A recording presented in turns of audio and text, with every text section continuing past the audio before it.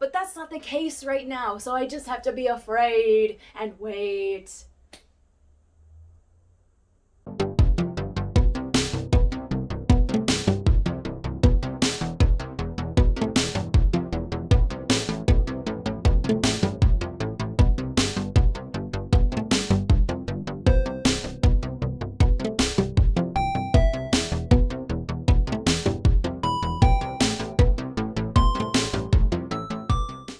Hello there, my name is Mackenzie. Welcome back to my channel and thank you so much for being here. Today we are doing something that I haven't done yet, but I feel like is going to be a recurring series. I am doing a FOMO video. So for those of you who don't know, FOMO, F-O-M-O, is the fear of missing out. And this has been applied to a lot in the past, I would say at least between 5 to 10 years, involving TV shows, movies, television, I've already said television, books, story arcs, really anything that people can consume media-wise. Other people have felt the fear of missing out. This even extends to technology, different phones, new consoles, new games, everything. Absolutely everything someone has the fear of missing out on.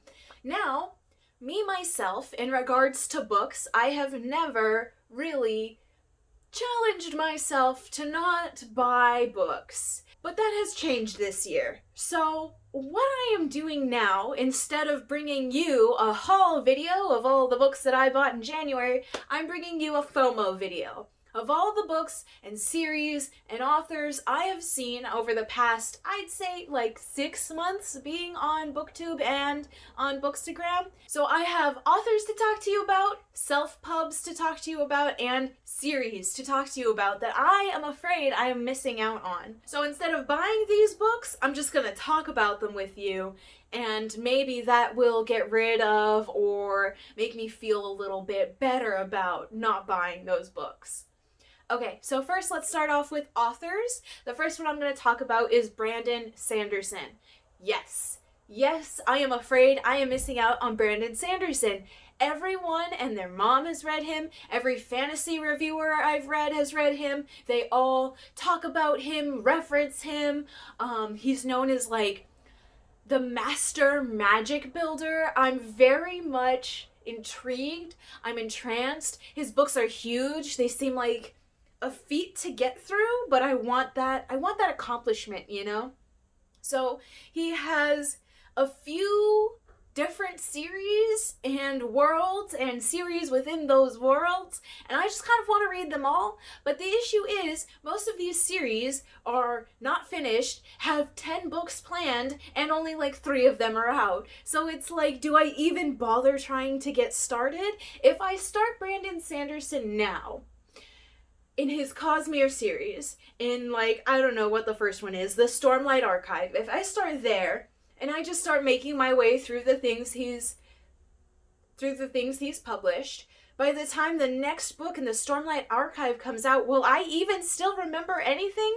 How many notes do I need to take to remember? I'm so worried. And most of the time, fantasy doesn't give me too much trouble in regards to remembering plot lines and everything else, but as Cassandra Clare has taught me, if I am away from a series for too long, I forget important details. Like somewhere along those lines, there was an incestuous romantic plotline I didn't even remember. Brandon Sanderson is definitely someone that I want to get into, and if I had more of the means to do so, I would just pop on over to Barnes & Noble whenever I wanted to, grab those giant freaking books and just have them. So that way whenever I was ready for them, I could just pick them up and read them. But that's not the case right now, so I just have to be afraid and wait. The next author I'm going to talk about is Shirley Jackson. So I've kind of only just heard about her, and really my fear of missing out is coming from, of course, the Netflix shows that have been adapted from her books. So she only has a few books and like a million short stories. So if I wanted to read just the books, it is a little bit more conceivable to do so. However, if I were to either pick a Shirley Jackson novel or an Agatha Christie novel, I would probably choose Agatha Christie first. So that's where this fear of missing out also comes from. I'm just afraid that she's gonna fall by the wayside and I'm not gonna have the time to read her.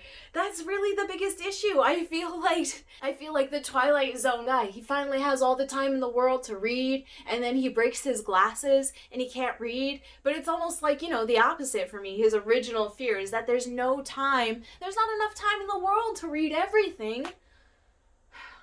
It's rough. It's rough, buddy. The next author that I'm really excited to read is N.K. Jemisin. Mainly, I want to read the Broken Earth trilogy because it has a lot to do with Mother Nature and Father Time taking revenge, and there's like an apocalypse every generation. It seems very, very interesting, very climate, sci-fi. I'm really into it. I'm really intrigued. Also kind of fantasy elements in there. Super interesting. Now, the reason why this is in the author side instead of the series side is because I'm pretty positive after I read the Broken Earth trilogy, I'm going to want to read everything else N.K. Jemisin has written because it seems so intriguing, and that's why I just get worried about things. I've already made goals and priorities to not read too many series coming up because I have so many, and so many have hurt me in the past.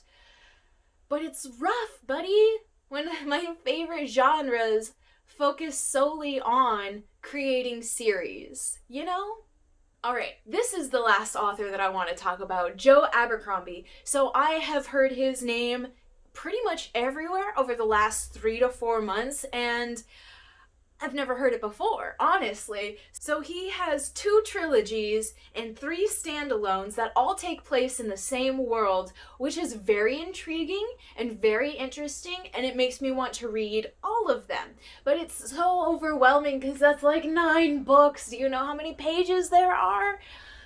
My biggest issue with starting series, starting authors, starting new things that aren't absolutely a standalone is that I am afraid I'm going to put in so much effort and just be hurt by the ending. It's happened too many times, and I'm just really nervous, you guys. I'm really nervous. Okay. 2 self-published books that I want to talk about. One is The Rage of Dragons by Evan Winter. Rage of Dragons, which is the first book in his series. There's only 2 coming out, but he has a 4-book deal. Okay, so Rage of Dragons was self-published. After the success of it, Evan Winter was given a 4-book deal with an actual publisher. The next book after Rage of Dragons is The Fires of Vengeance. I'm pretty sure that's already out. I'm not sure how many are in this series. However, I want to help promote, help support more self-pub authors in the future because it is a difficult area to get into, and I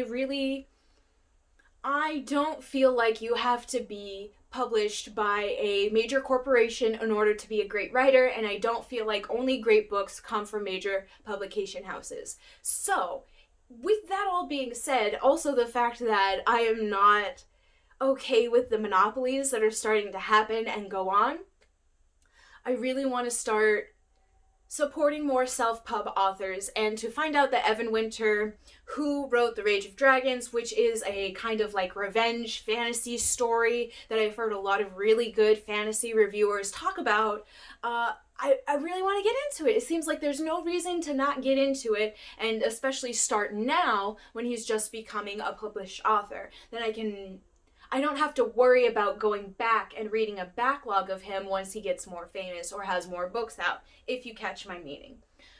However, the book buying ban is here, and so we will just lament in our FOMO. The next self-pub author I want to talk about is M.L. Wong, and her book is The Sword of Kaigan. This book I've only heard a few fantasy reviewers talk about, but when they talk about it, they are crying. They are sad. It is their favorite. They can't get over it. They need more.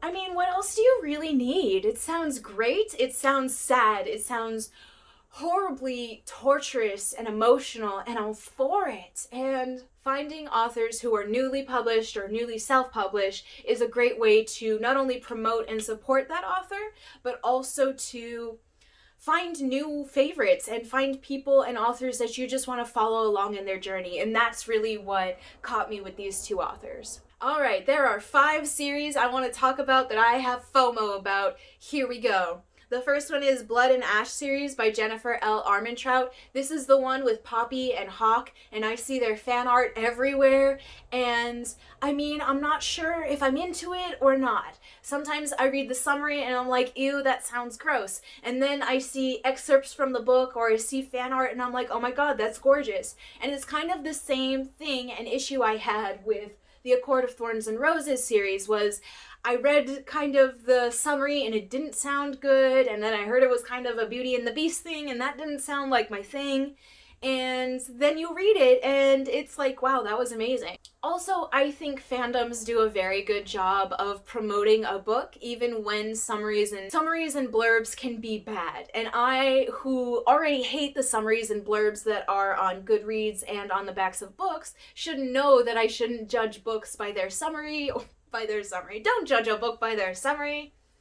But you can't really tell what a book is going to be like tonal or thematic wise, because a lot of the times those summaries are almost false or leading you in a wrong direction. So I go back and forth all the time on whether I actually want to read this series or I don't want to read this series. The more I see fan art and the more I see conversation about the books, the more I truly actually want to at least give them a try. The next series is the Drowning Empire series by Andrea Stewart. So this one has a really unique to me magic system, but there's only one book out so far, and so I'm kind of stuck in that weird, awkward in-between stage where I'm like, do I start it and then I'm with the whole fandom as everything comes out, or do I wait and see if the ending is going to be worth it? So,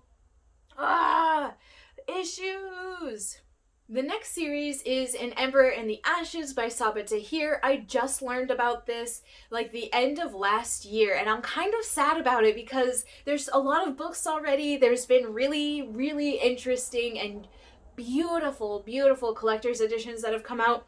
And it seems like such a really interesting kind of story, one I've definitely never really heard before. And honestly, I feel like this is an unfortunate casualty of the book buying ban, because if I wasn't on a book buying ban, I probably would have already picked it up in some way, shape, or form, whether it be a collector's edition or just a regular set of those books, because not only do they look great, it seems like a very beautiful story full of heartbreak and turmoil, and just really, it's just my cup of tea, you know, like fantasy, action, romance, smash it together. Yes, here's a book. It's beautiful. All right, the Locked Tomb trilogy by Tamsin Muir. So I saw Gideon the Ninth pretty much everywhere once it came out. I had no idea what it was about. I just left it alone. I didn't research it, did nothing. And this is also another casualty of the book buying ban.